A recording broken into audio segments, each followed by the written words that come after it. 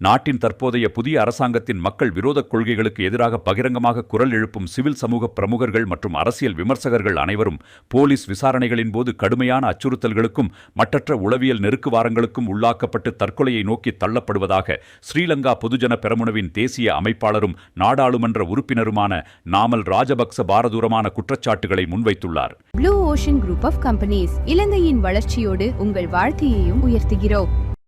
கேகாலை மாவட்டத்தின் டெடிகம பகுதியில் நடைபெற்ற கட்சியின் விசேட பிராந்திய மாநாட்டில் கலந்து கொண்டு உரையாற்றிய போதே அவர் இவ்வாறு தெரிவித்துள்ளார்.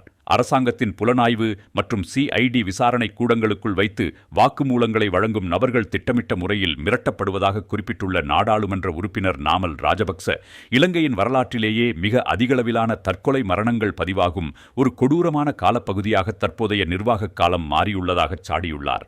அண்மையில் தற்கொலை செய்து கொண்ட சில முக்கிய பிரமுகர்களின் மரணங்களுக்கு அரசாங்கத்தின் இத்தகைய உத்தியோகபூர்வமற்ற அடக்குமுறைகளே முதன்மை காரணம் என குற்றம் சாட்டியுள்ள அவர், விசாரணைகளுக்கு உட்படுத்தப்படும் ஏனைய நபர்களிடமும் நீங்களும் விரைவில் தற்கொலை செய்து கொள்ளும் நிலைமை ஏற்படும் என அதிகாரிகள் மூலம் மறைமுகமாக உளவுத்துறை அச்சுறுத்தல்கள் விடுக்கப்பட்டு வருவதாக அவர் மேலும் தெரிவித்துள்ளார். முன்னாள் போலீஸ் மா அதிபர் சி.டி. விக்ரமரத்னவின் விபரீத துப்பாக்கிச் சூட்டு மரணம் மற்றும் பல்லேகலையில் உதவி போலீஸ் அத்தியட்சகரின் வீட்டில் கைக்குண்டுகள் மீட்கப்பட்ட சம்பவங்களுக்கு மத்தியில் எழுந்துள்ள இத்தற்கொலை தூண்டல் அச்சுறுத்தல்கள் குறித்து சர்வதேச சட்டங்களுக்கு இணங்க சுயாதீனமான விசாரணைகள் உடனடியாக நடத்தப்பட வேண்டும் என அவர் வலியுறுத்தியுள்ளார்.